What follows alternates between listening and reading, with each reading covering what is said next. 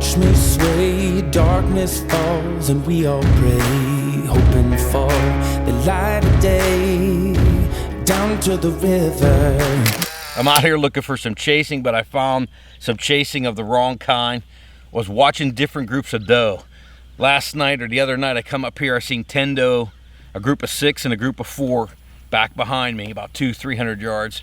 I'm watching 2 doe in the thicker stuff today, another group of 4, another group of 3 up on there, and I'm looking for some chasing action. It's kind of slowed down here in South Carolina, but pretty soon I found in December, we're just into December, but late December, mid-December, late December, the bucks will start checking these groups of does again for that last remaining doe in heat. So I'm out here just watching, really scouting. Just brought the XSight 5 out to range and get some footage at different yardages. I know I was out there 619 yards. I got a little bit of footage. There's a CRP lane. It's about 619 on the scope. We'll throw some of that video up. They were way out there. I could barely just catch pieces of them. And I had these 2 down here that I videoed.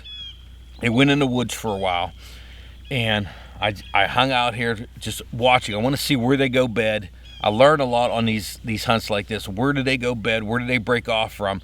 Where do I come back in the evening? I want to try and bring my grandson back here.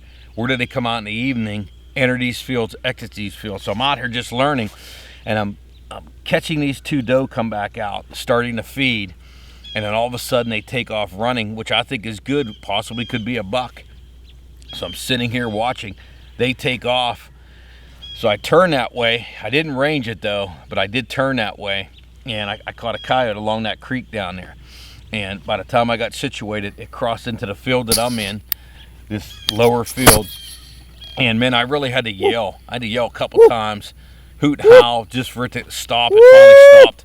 Nailed it the first harvest with the new Savage. Man, I bought this weapon for long range hunting. We're gonna go out there, get my son. We got some long shots here, 200, 300, 400 yards. And I got this for my son.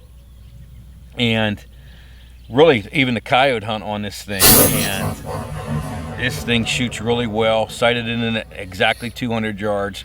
Gonna be able to shoot farther here with that rangefinder on the XSight. And drop that thing down there about 129, 130 yards. I ranged afterwards the fence line. It was on this side of the fence line, a little couple yards, maybe 3-4 yards, but 120, 125 yard shot. Dropped a coyote. I think it's harvest number 78, if I counted correctly, for the year. So stay tuned. We got a lot more coming. I'm going to bring Ethan out here tonight, see if we can't get him on a deer. Got 1 buck coming in one area, smaller one we're going to save for him. But thanks for watching, liking, subscribing. Much more to come. This weapon's going to put a lot of them down.